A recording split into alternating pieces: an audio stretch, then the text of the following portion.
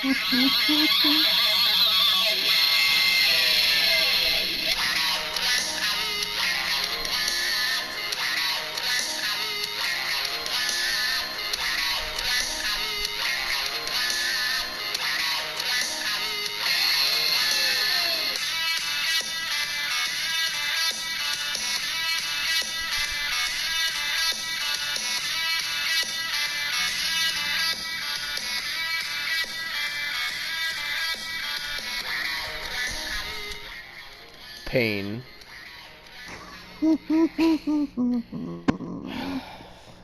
It's funny, the first comment on this fucking theme song says the sweet sound of young talent getting buried.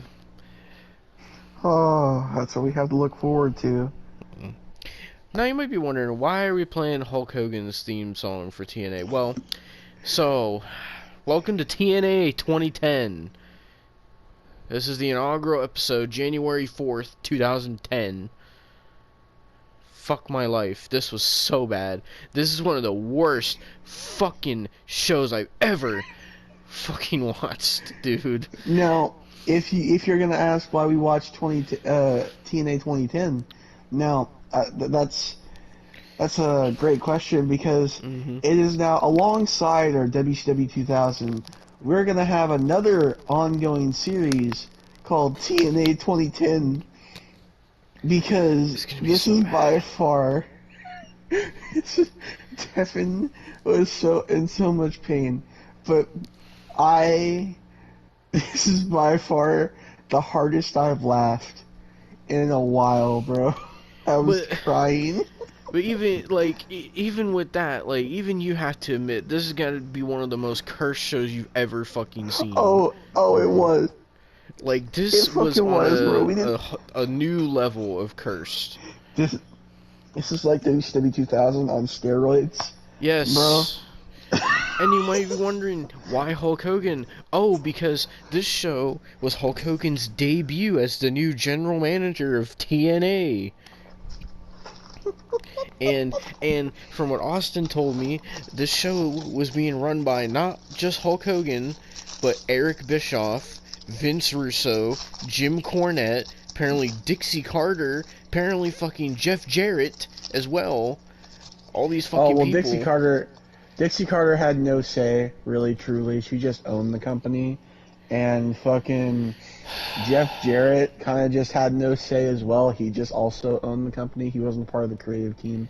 So really, it was just Hulk Hogan, Eric Bischoff, Jim Cornette, and goddamn Vince Russo. Yeah, so they, for whatever reason, wanted to have a new era of TNA, and they decided that in order to do that, they needed to bring in Hulk Hogan. That was their fucking first thing that they did, was bringing in Hulk Hogan, and this is just such an awful fucking show. Now, this show aired on a Monday, and that reasoning was they were directly trying to compete with Raw. Excuse me, even Hulk Hogan himself said that they were going to compete with WWE, and that Hulk Hogan believed that they were going to become the top sports entertainment company in the world. He really thought that they were going to beat Raw on a Monday night. So this show was originally a 3-hour extravaganza, but they cut an hour and a half out of the show on Impact Plus. I don't know what the fuck they cut out, but fucking this show was so bad. I do want to ask, what was on Raw? What were they competing with? Let's look it up. Monday Night Raw, January 4th, 2010. Okay, let's see. January 4th, 2010, Monday Night Raw results. Oh, great. Of course, it has to take place in Ohio. What the fuck? Apparently there's an arena in Dayton, Ohio called the Nutter Center. What the fuck?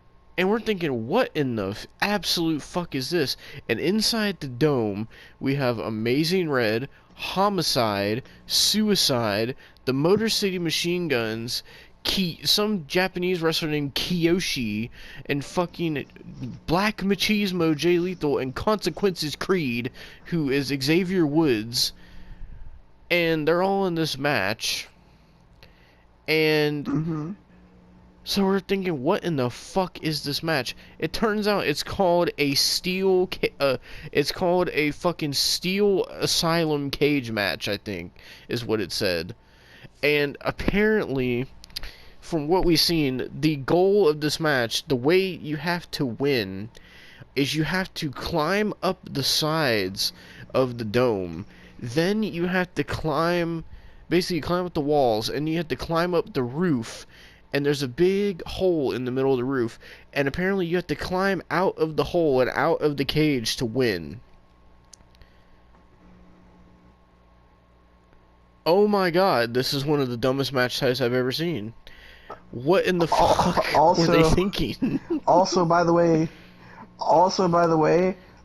can get DQ'd as well, because that's what happened, because fucking Homicide sat there, and he was like, "Oh, I'm just gonna take this fucking, what was it? A fucking blunt object, whatever the fuck it was." I don't know what it was. It looked like a nightstick or something. Yeah, and he's like, "I'm just gonna take this shit and hit everybody with it, and then try to climb up like an idiot because it's a no contest." Yeah. And then everybody else is climbing too, and everybody's sitting there fucking fighting, and then all of a sudden, all we hear is fucking modest to the top, and fucking Jeff Hardy comes out of the crowd wearing, I don't know what in the hell he was wearing, but this was after he left his Levi's. This was after he left WWE. He actually left WWE in fucking August 2009, so this wasn't that long before he left WWE, and he showed up back in TNA, cut his hair short, had the iconic blonde streak of fucking heel Jeff Hardy that was an Immortal, which we're gonna have to watch, and I'm scared. And so Jeff comes out through the crowd, and then hops the barricade, and then him and Homicide start fighting. Jeff hits a twist of fate on Homicide on the ramp, and then climbs to the top of the dome, and just sits there. And that's how it ends. That's how that segment ends. And Jeff Hardy's back in TNA. Wow. Oh, and then we cut back from commercial, and then just Tara and ODB are in the ring. And it's a Knockouts Championship match. Because fucking...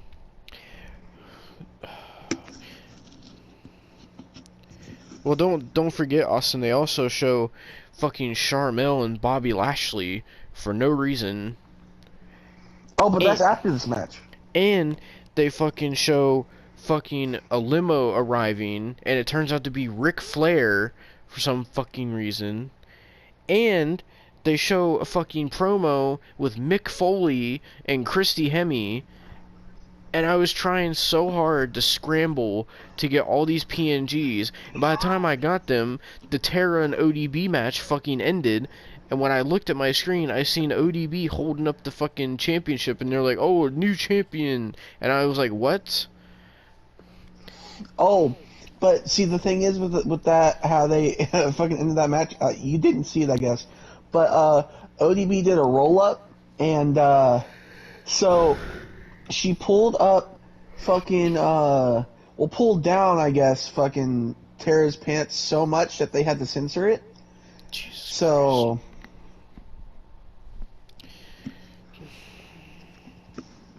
Yeah. Keep in mind, at this point, we're only like 7 minutes into the show. Yeah. All that shit happened within 7 minutes. When I tell you, this is the greatest thing we've ever watched. Bro, And it was at that point where we're like 7 minutes in to the show, and we're wondering what's gonna happen next. And at that point, that's when we hear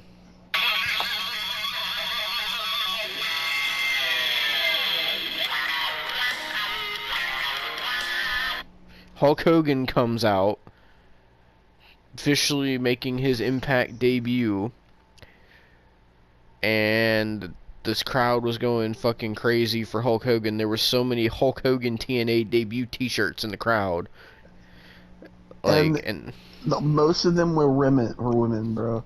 There were so many women in the crowd. There's also a lot of people dressed up as Hulk Hogan as well. Yes, that is very true. So Hulk Hogan gets in the ring, gets an ovation, and he starts talking about how it's time for change in TNA and how young guys are going to get opportunities and how it's a new era for TNA and all this shit. And then we see in the crowd, for no fucking reason, we see drugged out Scott Hall and Sean Waltman that has fucking hepatitis C. Yeah, he's about to find out that he has I think a month later. So he gets written off TV, so he doesn't last long. Yeah. Don't you worry. So they're sitting in the crowd, and Hulk Hogan's cutting this promo, and all of a sudden, Sean Waltman and Scott Hall hop the barricade, and the security is just saying, like, what the fuck are you doing? And Hulk Hogan's like, oh, security, if they got something to say, brother, then get them a mic and let them say it, dude. And fucking Scott Hall and Sean Waltman get in the ring, and fucking Hulk Hogan kept saying, oh, if you got something to say, just say it. And then all Scott Hall said was fucking, hey, yo. That was like all you fucking said. And Hulk Hogan was like, but if you got something to say, say it. I don't know if fucking Scott Hall forgot what he was supposed to say. I don't know. This was bad. And what the fuck were they talking about? Oh, Scott Hall and fucking Sean Waltman was wanting to party, and fucking Hulk Hogan did not want to party. So because he didn't want to party, Scott Hall and Sean Waltman was like, you're a pussy for not wanting to party. And then Hulk Hogan said, no, you guys are the pussies. And then basically what this promo was, bro.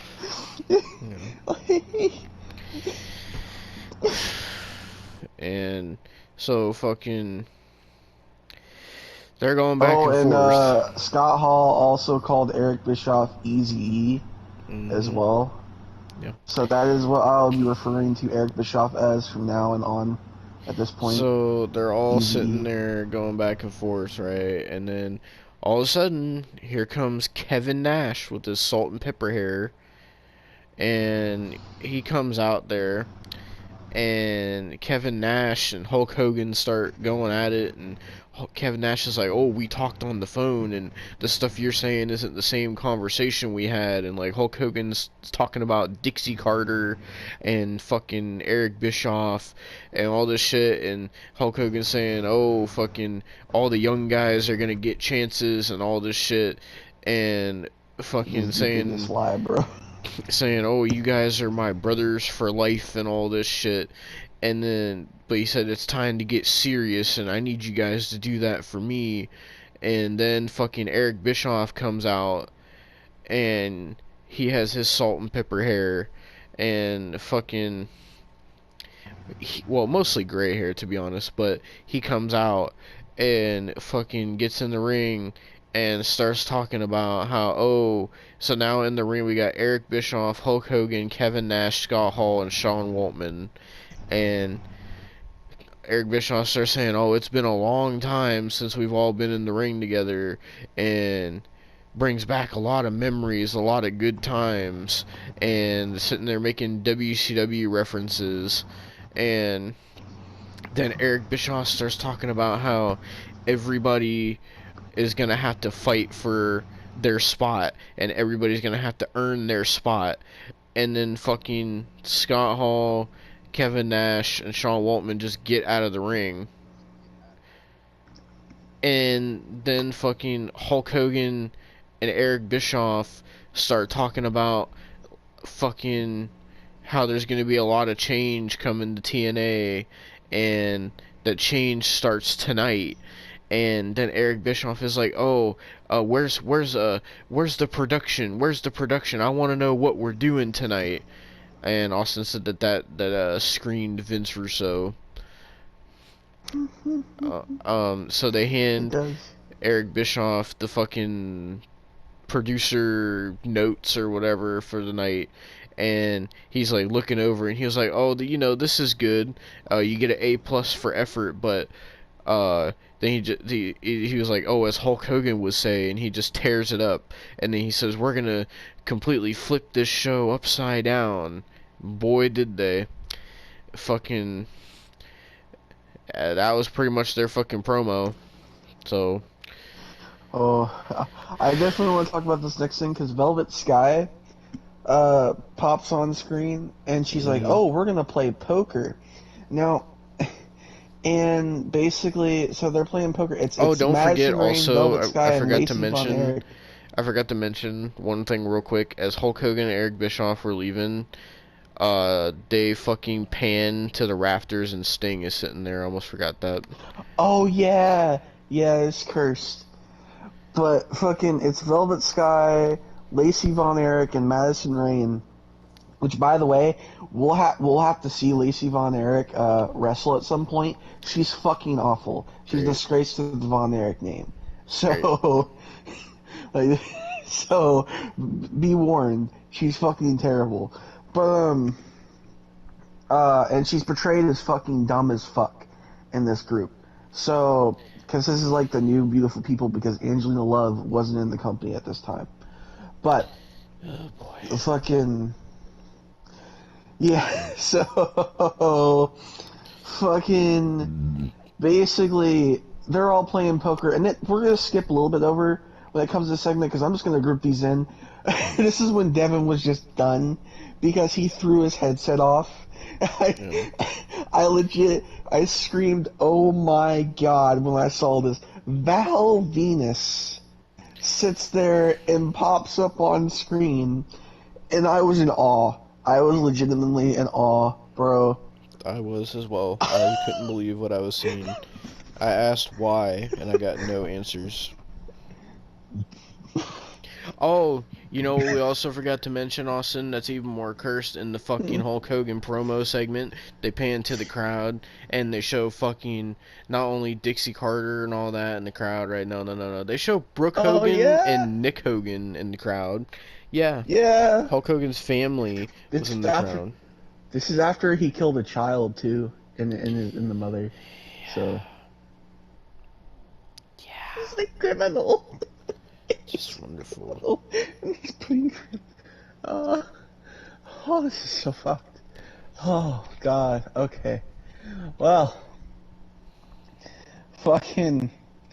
Well, what was the next match? I don't even remember. Oh, fucking, as fucking Scott Steiner would say, Confucius of, Awesome Kong and Hamada versus Sarita and Taylor Wilde. By the way, we did not get an entrance yet again, and we did not know who were the Knockouts tag titles until the end of the match, and even then it didn't matter because it changed hands again. Yep. Because why the hell not? Which, by the way, most of the match, fucking Hamada was completely fucking injured, so there's that. Yeah. And, Hamada and fucking Awesome Kong won, so I hope she's not badly injured because she's a champion now. Yeah. I'm trying to even think of what happened next, bro. I don't even know anymore. I downloaded everything in order here. I can tell you what happened next. Because if Val Venus wasn't enough, fucking... Who shows up but the Nasty Boys? Jerry Sags and fucking Nails, or whatever the fuck his name is. I forget what his name is. I think it's fucking Jerry Sags and Brian Knobs. Oh, Knobs. I don't Because know why I said Brian Knobs is the Nails. one. Brian Knobs. Brian Knobs actually is going to have a history on this channel because guess what? Not only was he in TNA 2010, not only is he in Hogan Knows Best, not only is he Hulk Hogan's one of his best friends, right? But he also is a co-founder of the XWF, Devon.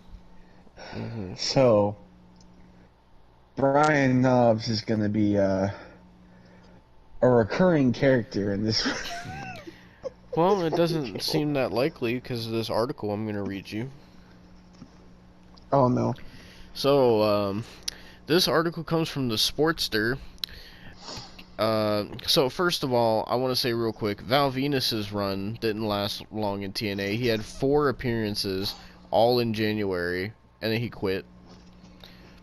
So that was Val Venus's TNA run. So Nasty Boys, this article from the Sportster says, the Nasty Boys' forgotten TNA run explained.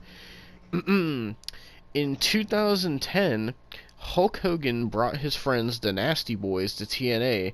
The tag team had a horrible feud with Team 3D before quickly being fired. One of the most unlikely signings by TNA featured the Nasty Boys joining the roster.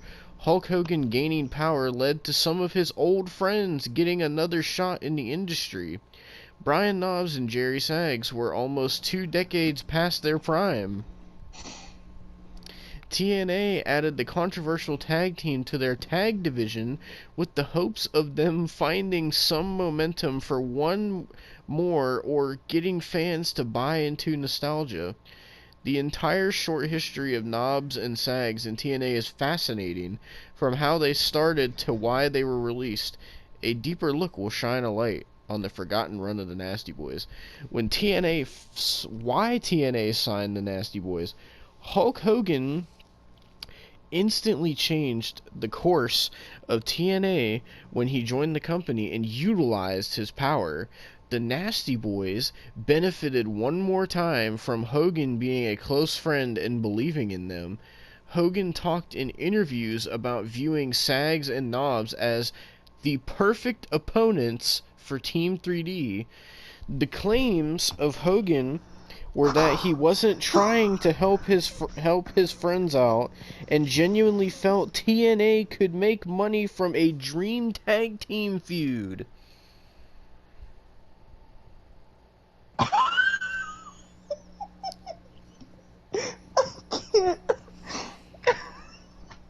Yeah. What? That's what Hulk Hogan said. What? That's what this motherfucker said. I have not heard a more ludicrous thing. Have you ever in your life, ever wanted to see the Nasty Boys No. face anybody? No. Because I haven't. Hulk Hogan's the only one dreaming of this shit, man. He thinks it's still the fucking 80s and 90s. Nobody in the 80s and 90s wanted to fucking see the Nasty Boys. Hulk Hogan That's did. why nobody fucking booked it. Well, apparently Hulk Hogan thought that the Nasty Boys versus Team 3D was a dream feud that people would want to see. That's gotta be the most ludicrous thing he's ever said. Bro, that's gonna be the most ludicrous thing he's ever said.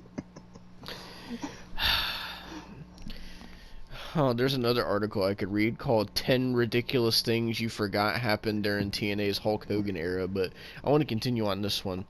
Knobs and Sags made their debut during the infamous January 4th, 2010 episode of Impact under the new regimen. Hogan and Eric Bischoff had many big debuts planned, like Ric Flair, Jeff Hardy, and Scott Hall. Some of the other ideas, like the Nasty Boys, felt like overkill for the sake of it. TNA wanted to prove they were a threat to WWE by competing against Raw live that night, but Sags and Knobs arriving that night didn't help them at all. I wonder why. Dixie Carter. Okay. Oh my god. I just have a question. So, in your honest opinion, who do you think has ever drawn more ratings? Fucking the Oddities or the Nasty Boys? The fucking Oddities. Because I know my answer. For God's sakes, they wrestled at SummerSlam, for God's sake.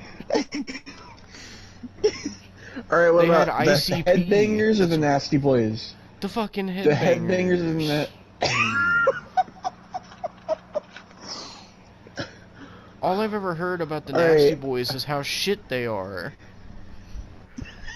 That's all I've ever heard about them. I've never heard anybody say, "Hey man, this Jerry Sags dude's fucking awesome. Oh, Brian Knobs is fucking sick in the ring." I've never heard a single person utter those words besides Hulk fucking Hogan. Yeah, I will one more. Amish Roadkill and Simon Diamond or the Nasty Boys?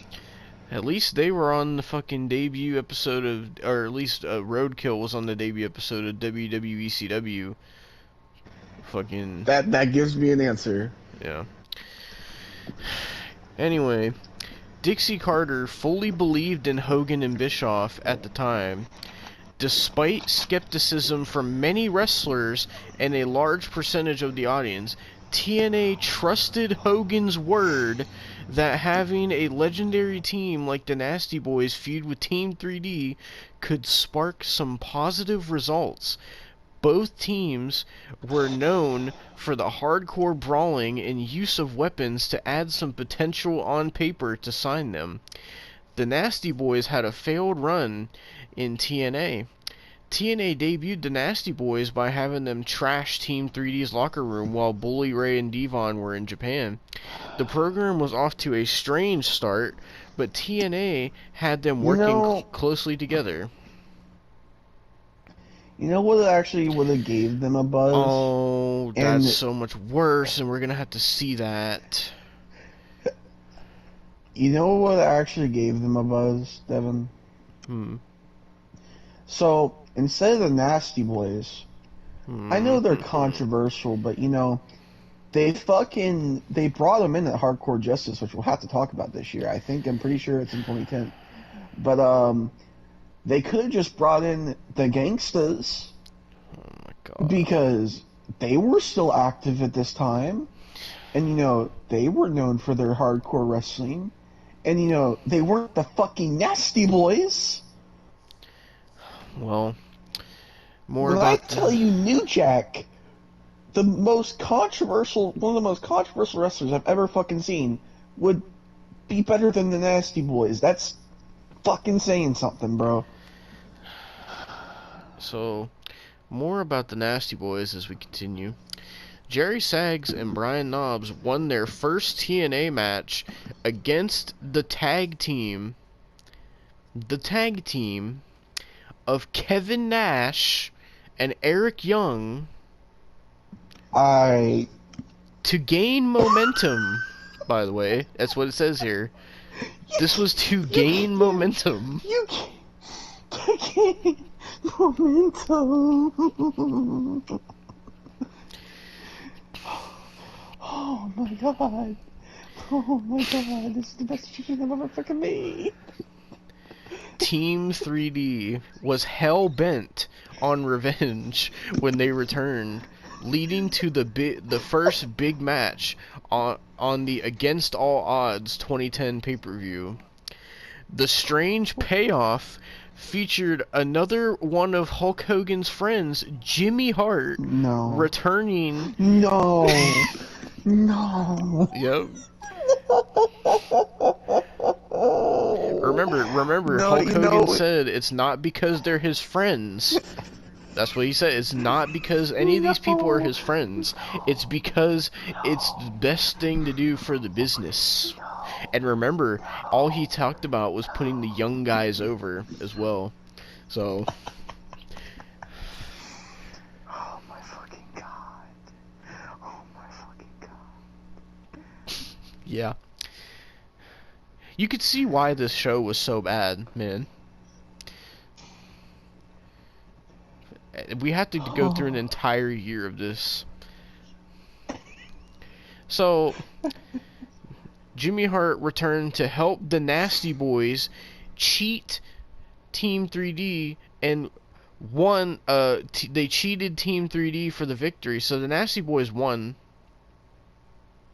Hogan felt that Hart could also have another solid run as a manager, but he had that same stale feeling of Knobs and Sags.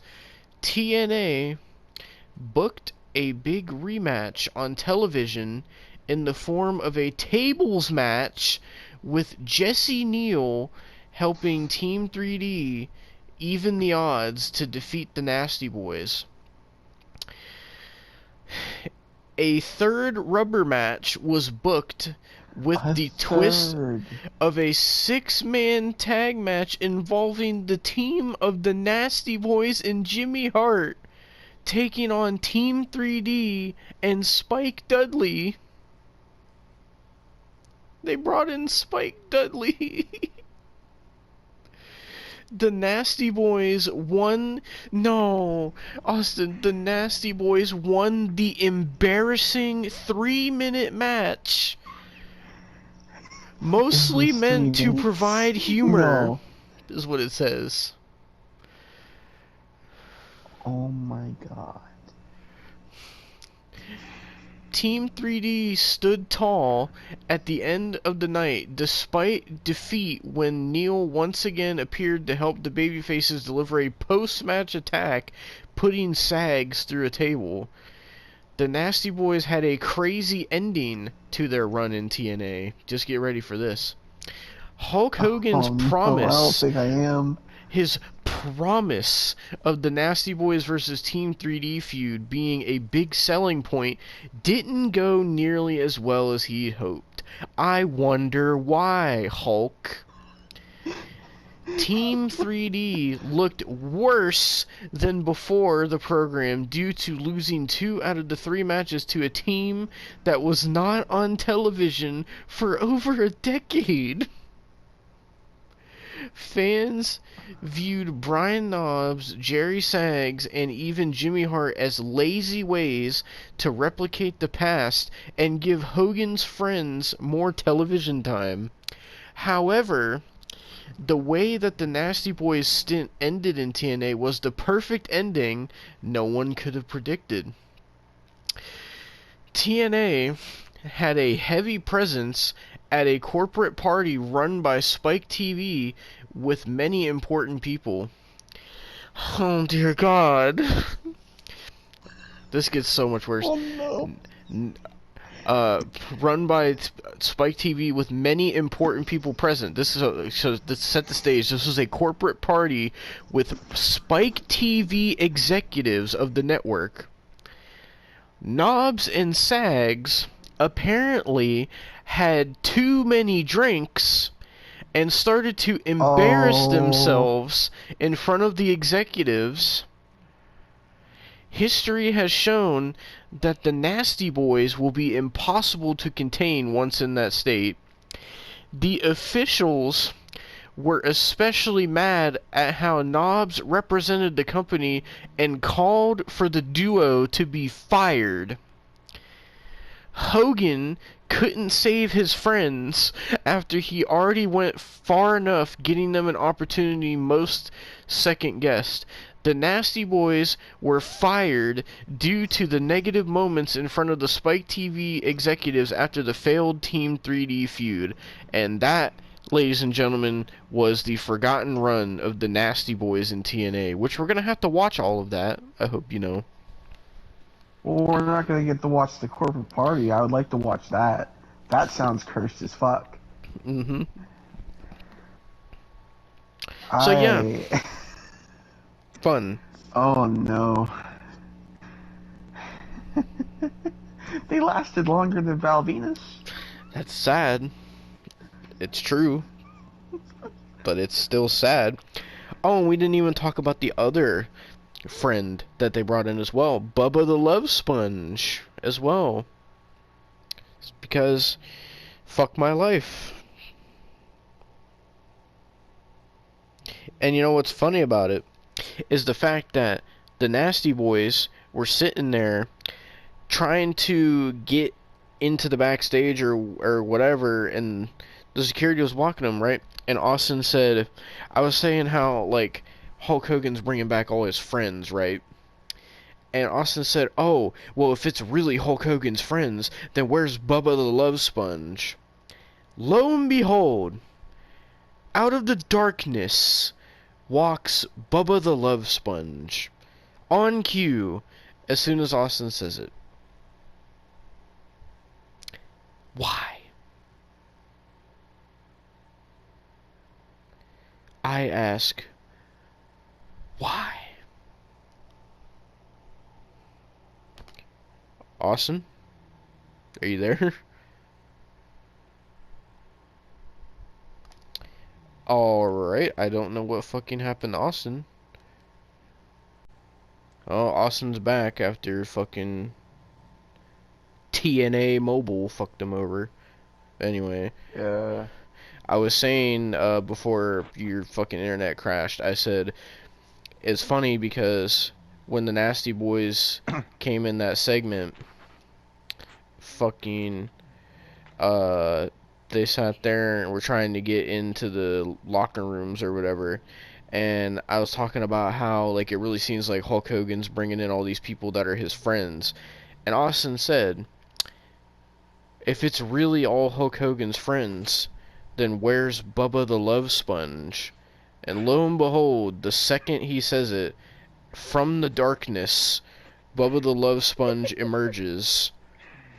He just shows up, bro. He just shows the fuck up, bro. Yeah. And he's distracting the security, and the Nasty Boys go through, and they sit there and trash Team 3D's locker room. And that was the last we seen of the Nasty Boys on the show. So, Bro. yeah. Fucking... Oh, don't forget, you could talk about this match, Austin. Because next we gotta talk about the Pope, D'Angelo De Niro versus Desmond Wolfe. Oh my god, bro.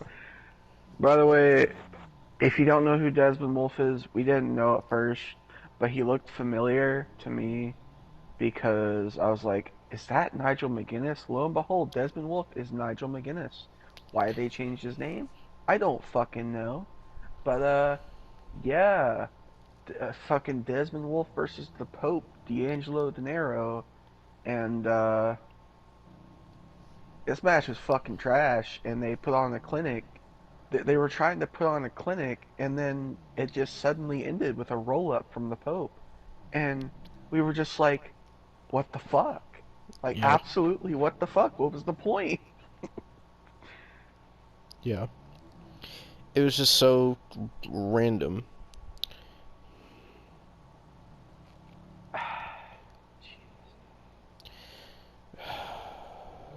Fucking. So I guess fucking Nigel McGuinness was Desmond Wolfe before he became Nigel McGuinness, I guess. No, he was Nigel McGuinness before this because I remember, because in Ring of Honor he was Nigel McGuinness. They must have fucking changed his goddamn name because there isn't, like, I know he was Nigel McGuinness before all this shit. I know it Oh, fucking. I don't because know. his career I think ended in TNA. I'm pretty sure his career ended in TNA. Didn't he have to? I thought he went to Ring of. Oh no, he was a commentator for Ring of Honor actually. Yeah, his career ended in TNA. I remember that because he got like a career-ending injury, and he became a commentator for Ring of Honor. Jesus Christ, man, I don't fucking know anymore. All this shit is so cursed, man. I don't know. This It's thumbnail is sad. cursed that I'm making right now. Oh God, bro. I'm trying to think of what else even fucking happened. Oh, I'll tell you in a second, because I'm about to go back to the PNGs. Because I'm getting this thumbnail done right the fuck now, because I can't be bothered. So, after that, where did I leave off at? Hold on. So after that, we got the Jeff Jarrett promo. If you Oh want to talk yeah. about Jeff Jarrett's promo, because fucking I just can't be bothered right now. Fucking Jeff Jarrett was doing a promo on how he was so proud of TNA and what he's accomplished and everything. Mm-hmm. And basically, after that joyful promo, he said, "You ain't seen nothing yet." And Yep. then all we see, all we hear and see is Hulk Hogan being a complete asshole and dick, and sitting there and saying, "Oh no, Jeff, you keep saying I. Well, this is a new Impact, a new Age Impact. We're gonna let all the young guys get up and get their spot, and you're gonna have to get in the back of line. Keep in mind, this is the same guy that has had Val Venus, the Nasty Boys. Fucking later on, they will have Jimmy Hart, Spike Dudley. Fucking, we keep going, bro. It's gonna get bad, bro. Oh, let's not forget about Scott Hall, Sean Waltman, fucking Kevin Nash. Like, you cannot tell me this is for the young Oh, don't guys. forget Mick Foley. Oh, and Mick fucking Foley. Don't forget Mm-hmm. Mick fucking Foley. And I know Sting's not young either, so don't even try to play with me with that one. Sting isn't young either. Alright? Regardless. Fucking regardless. Like, it is not for the young guys. So he's being a complete dick to Jeff Jarrett. And Jeff Jarrett was just like, oh, okay, cool. And that was it. Like, Yep. yeah, like, I don't. Uh. Man. Yeah, it wasn't good. It wasn't. It wasn't good because Jeff What? Jarrett, fucking, huh? I was just gonna say what was the next match, but you were going on, I was so saying I'll Jeff let you. Jarrett was like thinking that since him and Dixie Carter owned the company that he was gonna do anything, and Hulk Hogan was like, "You ain't gonna do shit." Pretty much, what the promo was, fucking making Jeff Jarrett look like a bitch. And fucking, there was like a backstage segment where fucking Charmel was asking to fucking speak to Hulk Hogan, and Eric Bischoff was like, "Good luck," and that was pretty much that. Um, Yeah. fucking they were trying to do a backstage interview with Christopher Daniels, but Jeremy Borash interrupted, and I had no idea what he was saying, and then it just ended because Mick Foley was trying to fucking come in the building, and I don't know what in the fuck he was wearing, but it looked terrible. And I don't know. It was like some fucking chaps or some goddamn shit. I don't even fucking know. It was some fucking cowboy looking shit, bro. yeah, it was cursed. So It goddamn cursed. was. Everything on the show, top to bottom, every match, every fucking segment, every promo, every interview was cursed. Every person was cursed. There wasn't a person that wasn't cursed. Man, That is very true. like, damn, Hulk Hogan. Fucking hell. Like, I was trying to get all these PNGs, and I felt like I couldn't get 1 second to fucking catch up.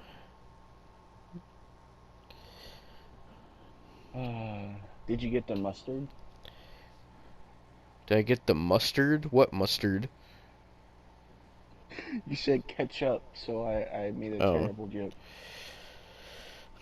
The only terrible joke was this fucking show and Hulk Hogan being in charge of it. And what's funny is Hulk Hogan wasn't even in charge of it for a super long time, only until like fucking 2014, 2013. About 2013, yeah. Like, Yeah, and in 2013. so what was the reason that he left? Because I remember you said something about him getting like really fed up with TNA. Yeah, he was just getting really fucking fed up. I don't know exactly the reason why he was getting fucking fed up. I just know he was getting fucking fed up. So, Mm.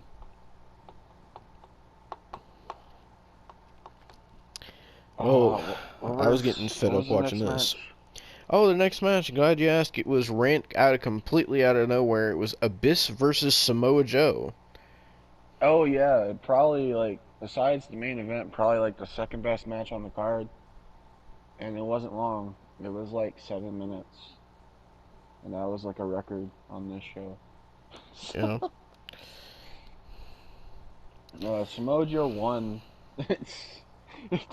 You don't really need anything else when it comes to this fucking shit, bro. Yeah. Um, I'm trying to think what else happened because I think my brain is just Oh, fried. you wanna know what else happened? Oh, they had a backstage segment with fucking AJ Styles and Eric Bischoff, and Eric Bischoff Oh said, yeah. "Oh, well, the match we're doing at Genesis with you versus Kurt Angle, well, that's gonna be tonight." And if you're wondering why there's a bottle of 5-Hour Energy in this thumbnail, it's because so many times throughout this show, they were just having 5-Hour Energies as like product placement. So, yeah. Because Jesus why Christ. the fuck not? Jesus Lord. Oh man. But yeah, fucking. Is this like is it main event time now? I'm trying to think. I'm pretty fucking sure. I'm looking at my PNGs. That's all that's left is the fucking main event to talk about. So, Well, if the that's the only good match on the case, fucking show. Everything else was dog shit. before we fucking talk about goddamn uh the main event, we gotta talk about the referee for the main event, Mr. Earl Hebner, because fucking he has some cursed ass tweets. Really fucking cursed ass tweets. Do you want to hear some of them, Devon? You might as well tell me. Because from what Austin says, Well, this man was a simp on Twitter. one of his most popular tweets is him saying, "I will take your blow, Jay, when you are ready to give it to me."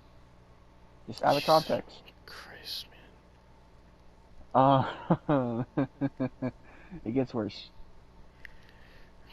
Um, let's see.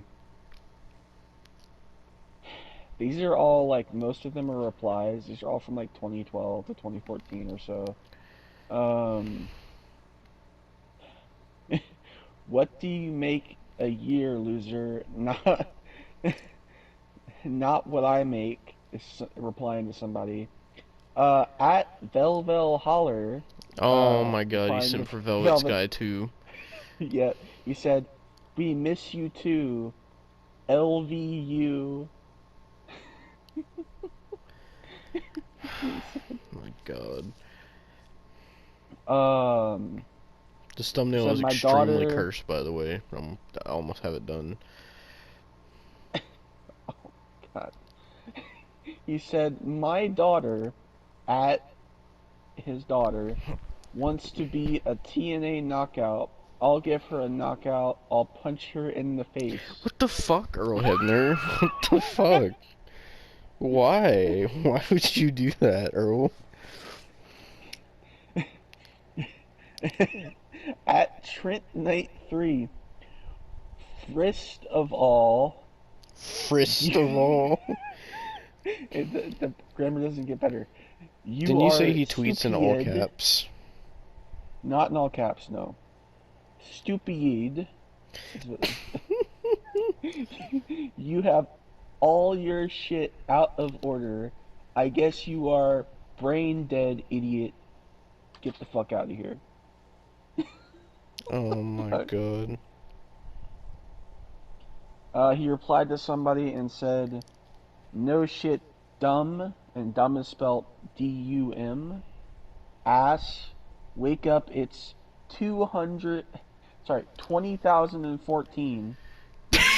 20,000. What? It's 20,014. Yes. What the fuck, bro? What the fuck?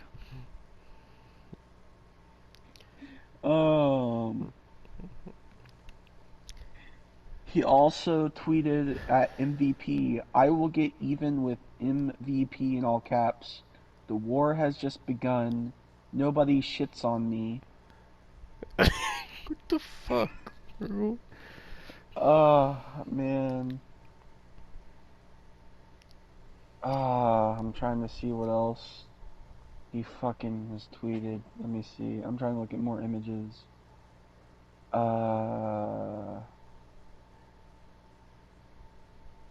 Just.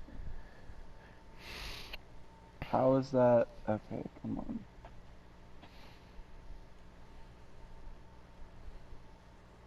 Is there like a Reddit post?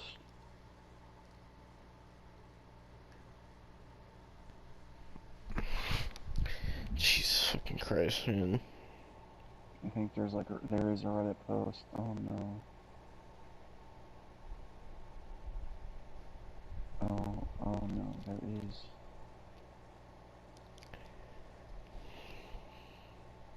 Is there like a thread maybe? Did you mention in the main event that like a random ass person got in the ring and fucking attacked them? No, I haven't got to the main event Okay. yet. Fucking. I was focused on the thumbnail and I forgot if you even fucking talked about the main event because I was focusing on how cursed this fucking thumbnail is. Yeah, let me just fucking go to Earl Hebner's Twitter actually. Let's see. Earl Hebner. So this. Oh no. By the way, he forgot his password, by the way. Oh my god. Here's a tweet from June 22nd, 2014. Just had a double count out with a 2 Big Macs at McDonald's. Tried What? BK, but they wouldn't let me have it my way. What the fuck? God damn it, I forgot to get a Earl Hebner PNG. Let me get one. Earl Hebner. Oh, this is like a Jeff Hardy type tweet. It's good to be now to be. It's not TOBE. It's to the number BE. Oh my god. Great and modest.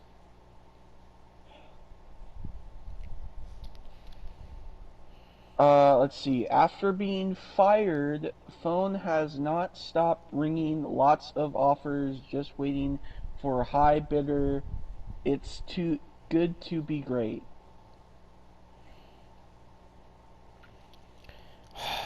Bro, it's so cursed. There's a fucking image of him as a TNA ref. It's so cursed. I might use that. Rafi Frisk UK tour with TNA. Did a great job. Went out of his way to make all the talent happy. What a great guy to work with. Austin, should I put like all the fucking females around Earl Hebner in the thumbnail? You might as well put them around like Earl Hebner and Val Venus. Alright. Had a great New York Oh my with god. Sadler's Jeff Karen Jarrett, Matt, Jeff Hardy, and their wives, Shane, Karen, Shane, Karen, and all great friends, and Hermes home. I don't know what that even means, bro. I couldn't tell you. Resting at home, thinking about BFG, lots of action and lots of great matches. Who will be TN space A champ? AJ? What? He's such an old man. AJ or Bully Ray? So this is just this is a point in time where he just didn't know how to use DMs. So he said, this is all on the same day, by the way. I am back, on my way to Boston to do what I do best. Okay, buddy, you got it. You got it. You know we are. Okay, pal, you're on. All on the same day. Oh my god. Jesus Christ.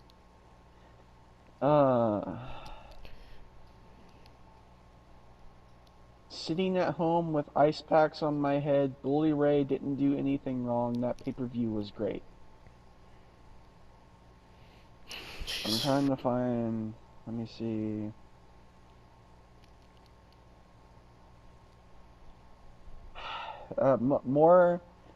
More points when he just doesn't know how to use fucking DMs. Okay, buddy, you got it. You got it, girl. LVU. Can't, bro.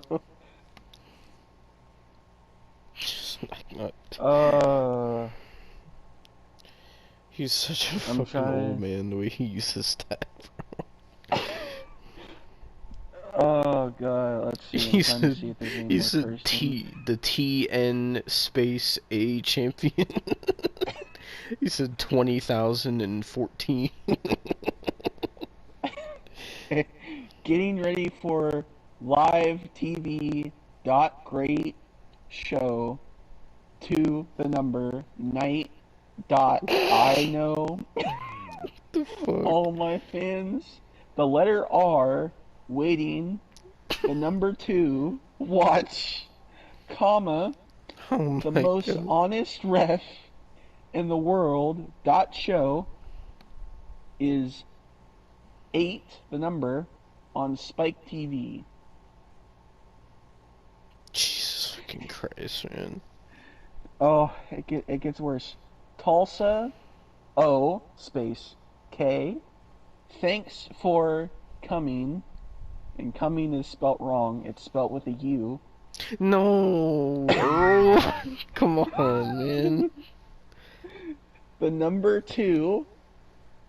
The letter C. That sounds like I'm on Sesame Street. Me. Oh my god. Ref.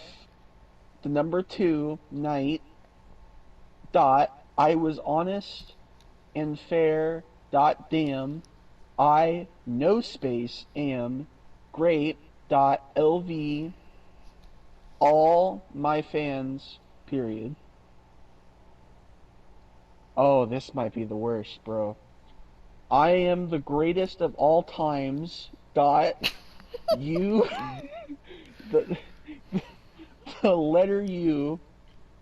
Fans. The letter R. Jealous of me. None of you can be. Just letter B. Me. Comma.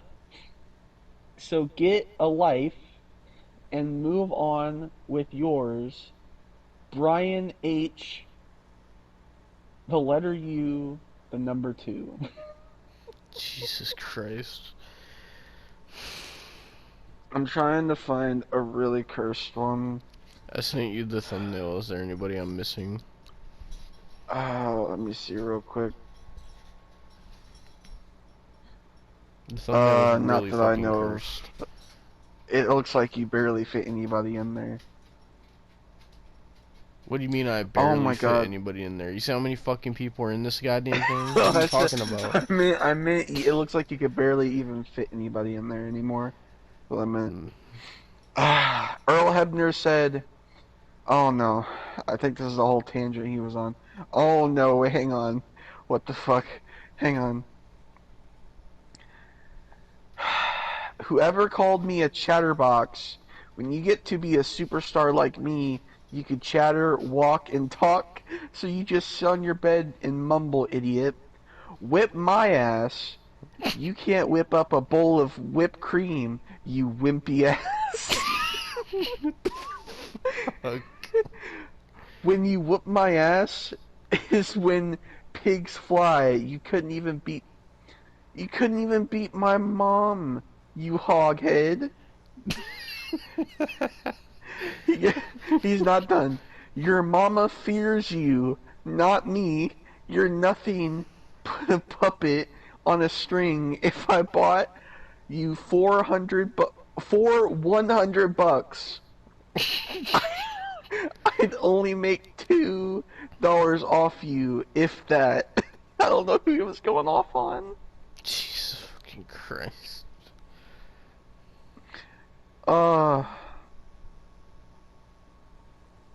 Wait, what? Got in a wrestling match today with Yellow Jackets. Got stung 8 times. I look like a pregnant woman. I know where the... What?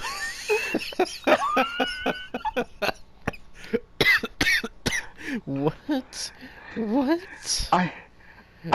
I know where the hole is. Shit's on. What? What is he on about? I don't know.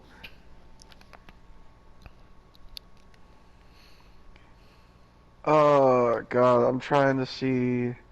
Because I know he simps for Madison Rain, bro. I know he does. We're getting to 2012 now.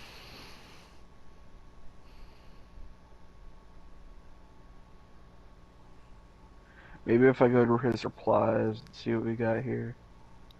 Oh no, he has too many replies. Oh, he tweeted about his shirt. Great. You, you can take away my job, but you can't take away my legacy. Get this great shirt before it's gone. Oh my god.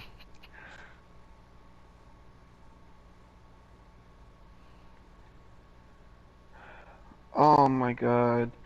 Oh no, that's who he... Oh my god. Oh, this must have been why he was fired. Oh Oh god, no. what? So you know that tweet where I said... where he said fucking... I'll take the blowjay when you can give it to me or what the fuck ever? Yes. He said that to Brooke Hogan. Why?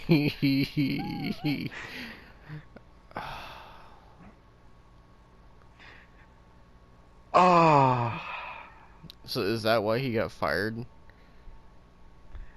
I would assume so, because like right after that he's talking about how he got fired.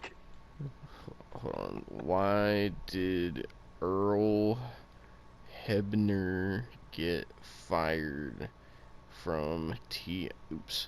There we go. Oh my god, what the fuck?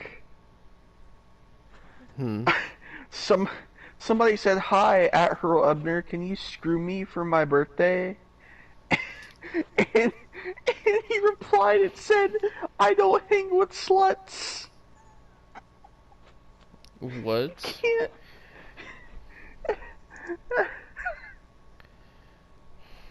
I don't know.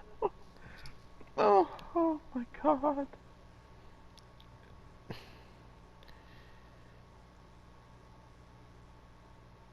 Oh.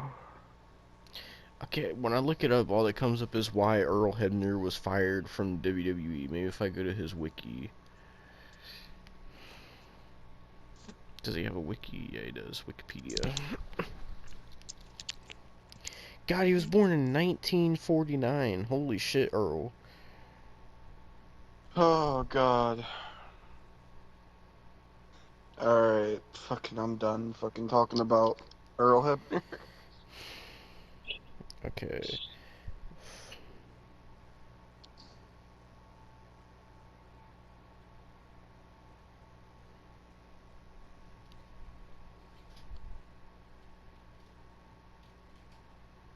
Okay, hold on. I'm trying to see.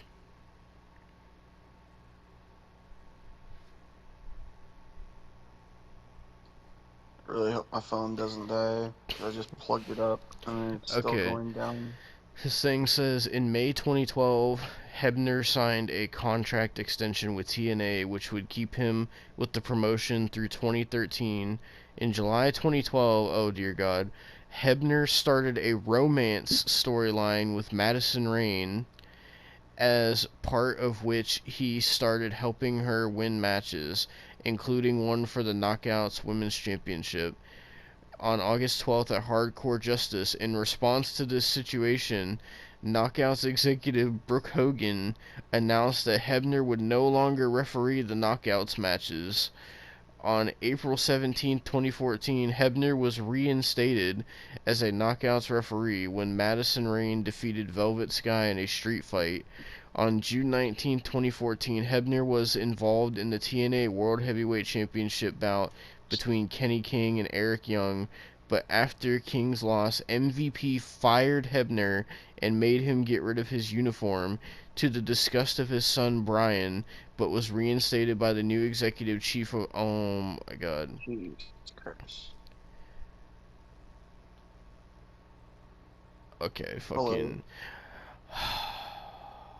Why did they do this?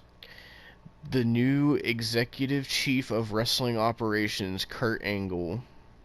Oh my God.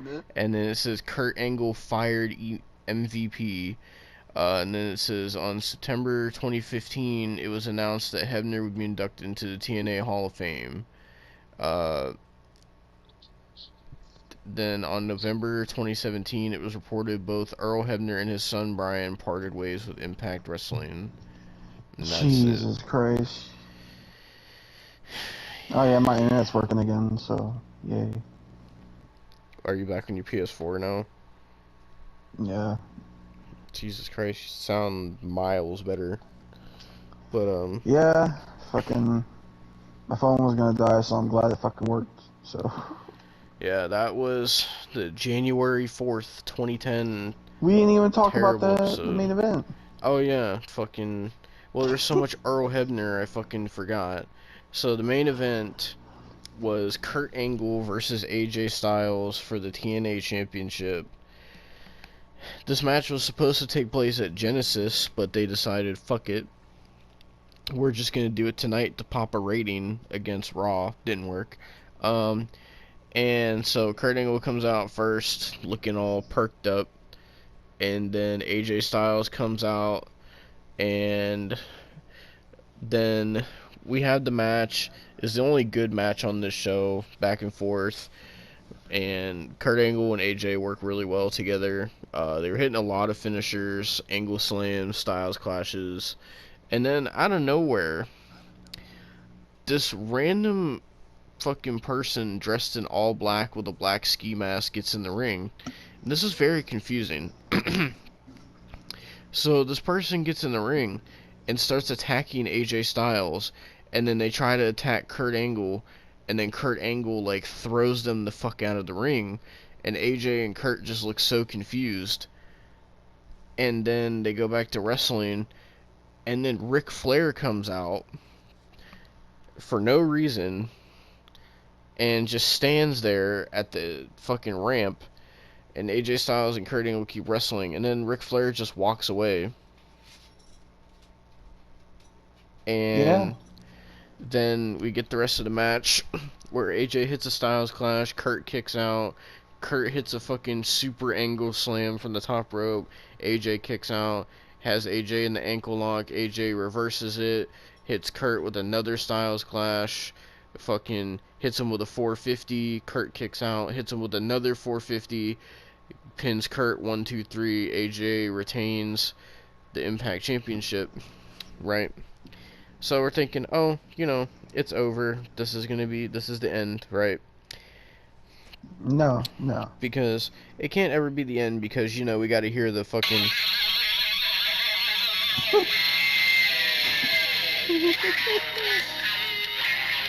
Oh, we're gonna be hearing a lot. Yeah, because as if we didn't hear it 3 fucking times on this show already, Hulk Hogan comes out and he starts congratulating AJ and Kurt Angle, saying like, oh, these are 2 of the best wrestlers in the world, and Kurt Angle, you have respect, my brother, and fucking Kurt like winked and like smirked and shit. It was really creepy. And fucking then he was like, and AJ, you've elevated TNA and the TNA World Championship to a whole new level, and talking about, oh, the young guys are gonna get opportunities. And then he gets interrupted. Hogan gets interrupted, and Hogan starts fucking running to the backstage, and he was running like he had fucking poop coming out of his ass. Hogan looked like he was trying to get to a toilet. Like, I don't know why he was running like that. And then I guess it's Mick Foley is finally got in the building. Yeah. And basically, fucking, he kicks down the door, and it's the door with fucking Val Venus and the fucking beautiful people, and he, like, the beautiful people are afraid, and Val Venus just like, yeah, I'm not afraid of you, Mick.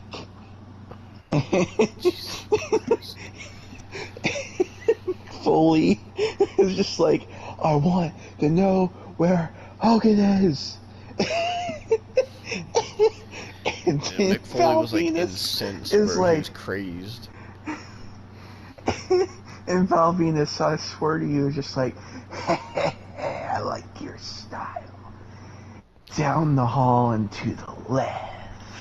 Like, that's legitimately. I hope somebody takes you doing that voice that's so out of context.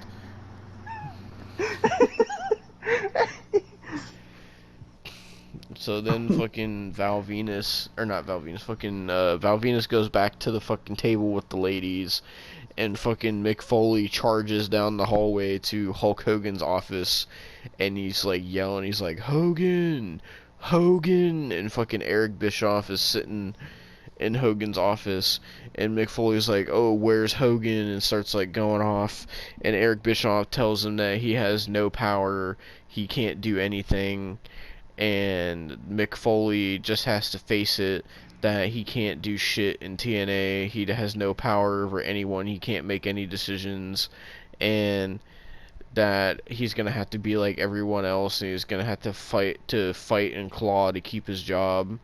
And then Mick Foley grabs Eric Bischoff and says that he'll knock his teeth down his throat, and says, oh, I swore to myself I would never work for Eric Bischoff again, and is threatening Eric Bischoff, and all of a sudden fucking Scott Hall, Kevin Nash, and Sean Waltman all start beating up Mick Foley, and they're fucking throwing him through tables and shit and chairs, and fucking beating the shit out of Mick Foley, and then all of a sudden Hulk Hogan runs in, doesn't say a fucking thing, and he just stands there. You get this like extreme close up, bro.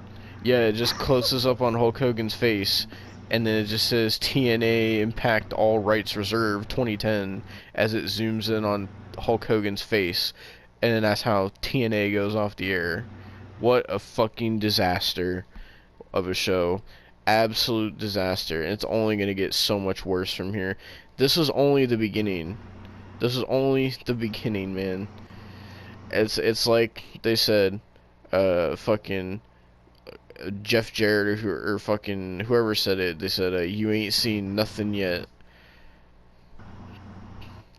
Fucking Jesus Christ, bro. So, Devon, now that we've talked about this, how are you feeling about this series?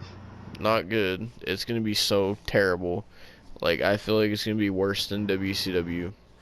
Like, WCW is at least so bad that I can laugh at it. This was so bad that it was just bad. You can't laugh at this? Not like I can with WCW. Some of the stuff, yeah, but not everything. I can't wait for the next episode. Yeah, next episode is gonna be fucking January 11th, I think. So, I guess we'll see you for that one, because it's gonna be a series now. So, that was the January 4th, 2010 episode of TNA Impact. God help us all. This is a disaster of a show. Hulk Hogan is a disaster of a general manager. Vince Russo, Eric Bischoff, and Hulk Hogan are a disaster as creative. And this entire fucking company was a disaster at this time. And it only gets worse with the people they sign and the people they bring in and everything else that happens. And yeah, not looking forward to the rest of this year. Well, I will quote Jeff Jarrett. You haven't seen nothing yet. Yeah. That being said, thank you guys for watching this cursed ass fucking review. And we'll see you for the January 11th, 2010 episode of Impact. Fuck my life, man.